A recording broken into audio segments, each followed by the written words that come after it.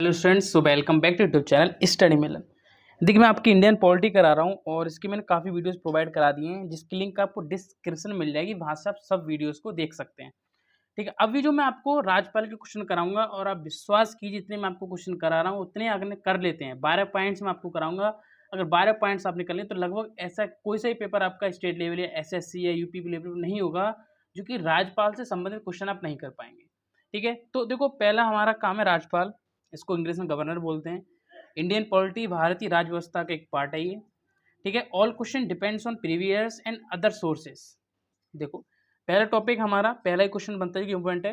भारतीय संविधान में राज्यपाल को, ये ईपीपी में काफी बार ये क्वेश्चन आया है, भारतीय संविधान में राज्यपाल को मनोनीत किए जाने की पद्धति में कनाडा देश का अनुसरण किया गया। तो राज्यपाल को किसके द्वारा अनुसरण किया जाता है, किस देश के द्वारा? तो कनाडा। ये इंपॉर्टेंट है, ध्यान रखना, कनाडा देश।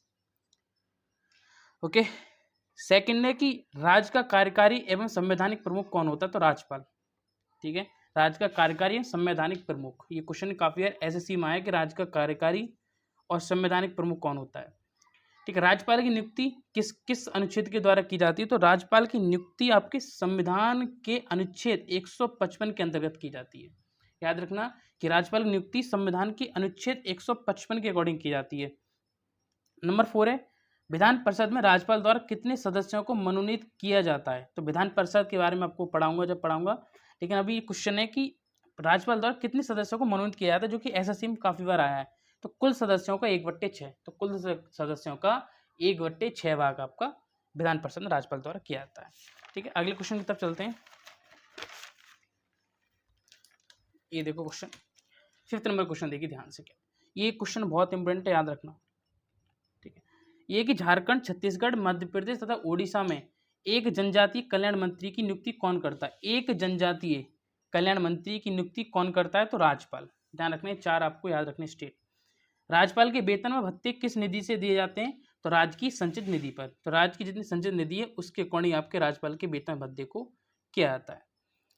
7th पॉइंट है, देखो 6 पॉइंट 7 पॉइंट, ये बहुत सभी इंपॉर्टेंट पॉइंट्स हैं। आप एग्जाम देखना, आपको यहीं से आपको ज्यादातर मिलेगा क्वेश्चन, टोटल यहीं से मिलेगा। वर्तमान में राज्यपाल का मासिक वेतन 3.5 लाख रुपए, 3,50,000 रुपए है। किस अधिनियम के अनुसार एक व्यक्ति 2 या 2 से अधिक राज्यों के राज्यपाल की नियुक्ति किया सकता है? ऐसा कौन सा अधिनियम है जो एक व्यक्ति 2 या 2 से अधिक राज्य का राज्यपाल बन सकता है? तो वो 7वें संविधान संशोधन अधिनियम 1956। तो इतना आपको याद रखना है, ये ज्यादा पूछा है कि 7वां संशोधन। ठीक है, और अधिनियम कब हुआ? 1956 में इसका संशोधन अधिनियम है। भारत में राज्यपाल बनने वाली पहली महिला सरोजिनी नायडू थी। ये क्वेश्चन काफी बार आया, बहुत इंपॉर्टेंट क्वेश्चन, इसको याद रखना कि भारत में बनने वाली पहली महिला कौन थी राज्यपाल? तो Sarojini Naidu. Okay, 10 number question देखो ध्यान से। राज्यपाल द्वारा किए जाने वाली नियुक्तियां। तो राज्यपाल द्वारा किन किन की नियुक्तियां की जाती हैं, ये याद रखना, ये काफी बार क्वेश्चन है। राज्य के महाधिवक्ता की, राज्य के महाधिवक्ता इसको बोलते हैं एडवोकेट जनरल।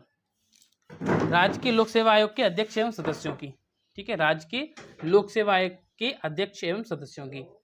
थर्ड है कि राज्य निर्वाचन आयोग के अध्यक्ष एवं अन्य सदस्यों की। तो याद रखना पॉइंट है, राज्य निर्वाचन आयोग, राज्य लोक सेवा आयोग और राज्य के महाधिवक्ता की।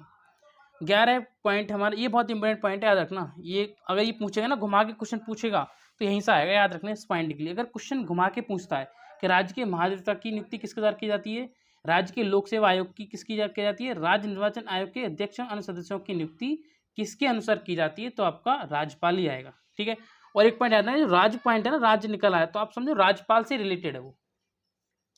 ओके, 11 नंबर, जम्मू एवं कश्मीर के उपराज्यपाल की नियुक्ति राष्ट्रपति द्वारा की जाती है। ये क्वेश्चन काफी बार मैंने देखा था, स्टेट लेवल पर आया था कि जम्मू एवं कश्मीर के जो उपराज्यपाल की नियुक्ति है वो किसके द्वारा की थी? राष्ट्रपति द्वारा की जाती है। 12 नंबर क्वेश्चन देखो, राज्य विधानसभाओं में आंग्ल भारतीय समुदाय, इसके बारे में आपको पढ़ाऊंगा जब मैं संसद के बारे में पढ़ाऊंगा आपके लिए। ठीक है, आंग्ल भारतीय समुदाय।